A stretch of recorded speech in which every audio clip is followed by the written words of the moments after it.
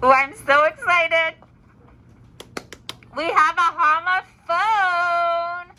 Everyone, take your fingers and put them up to your ears and go, homophone. A homophone is a word that sounds the same, but it is spelt differently and it has a different meaning.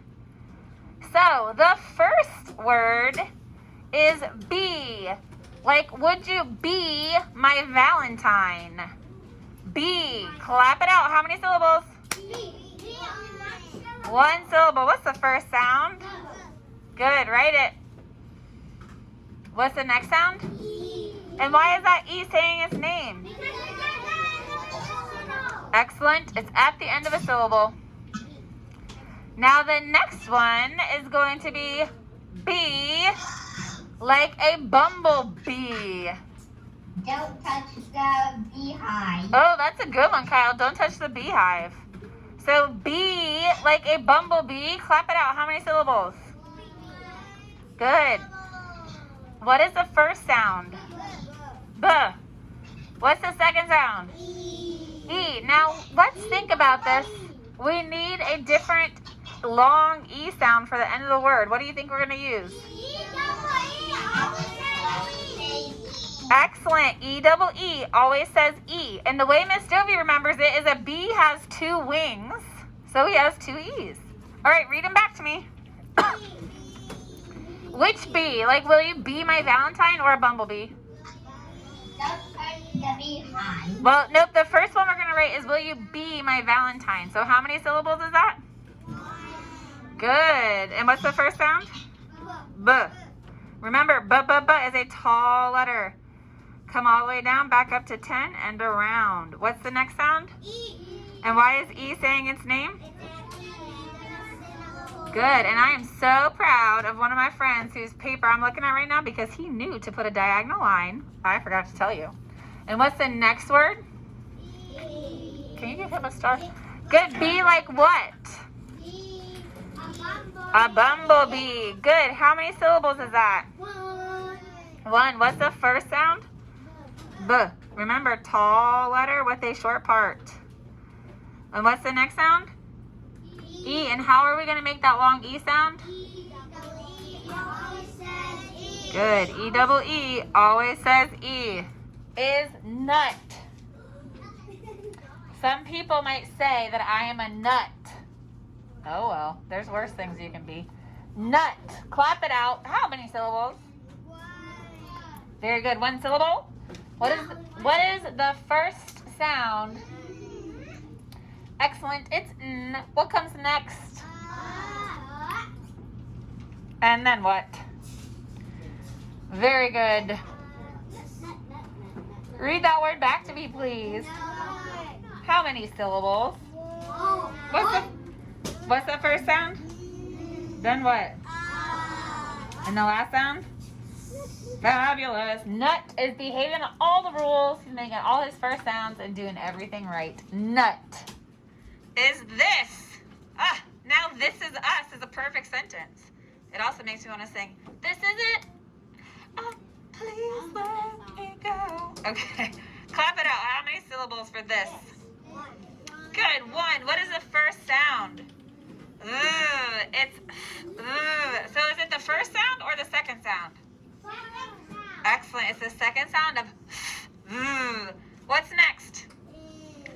Fantastic. And what's the last sound? Very good. Read that back to me, please. How many syllables is that? Good. What's the first sound? Tell me again. It's the second sound of what? Very good. What's the next sound?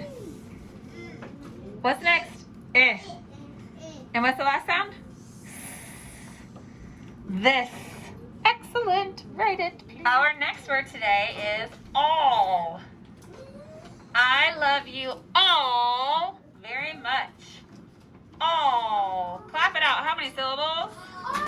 Only one syllable. One syllable. Thank goodness Taraz is here. What's the first sound? Aw, and I'm just going to go ahead and tell you right now that it's going to be A making its fourth sound. Aw. just looked at a baby and you're like, oh. And what's the next sound? Oh. And remember, usually after a single vowel in a one-syllable word, we double the L, the F, the S, or the Z. All right, read it back. Oh. How many syllables? What's the first sound? Ah. And I told you it's A making its fourth sound. And what's the next sound? Oh. And usually we double the L, the F, the S, or the Z after a single vowel in a one-syllable word. Our next two words are the last two, and we are going to put them in a bracket. Remember how we did that for tan, tin, ten, and ton? We're going to bracket them because they have the same root word.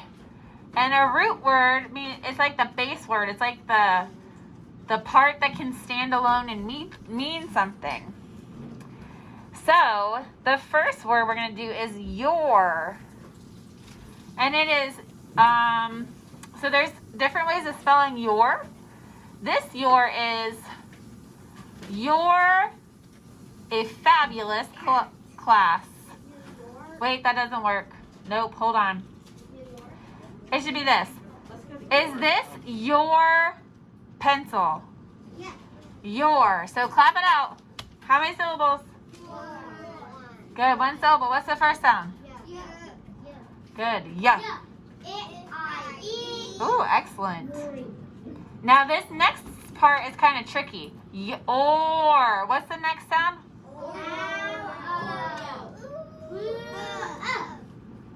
Good. It's actually O. Or.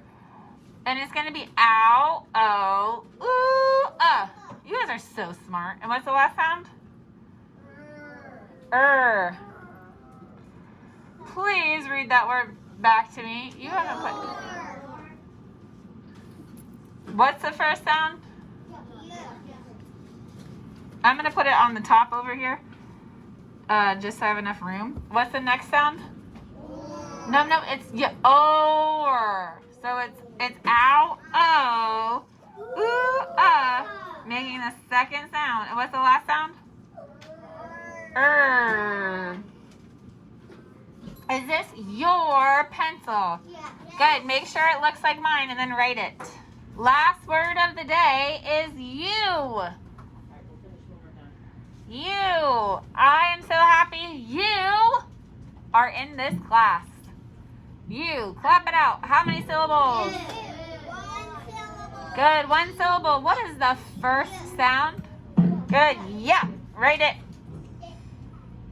And what's the next sound? Ooh. And we're going to use ow, o, ooh, So this time it's making its third sound. Read it back to me, please. How many syllables? Good. What's the first sound? Yeah.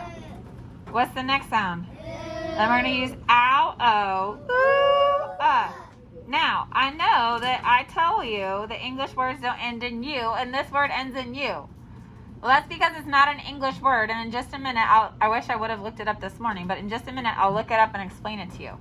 But when we write this in our spelling journals, we're going to bracket this like this to remind us that these have the same similar spelling patterns and a root relationship. Because look, you is the root word, and then to change the meaning, we added an R to show ownership. Is this your pencil?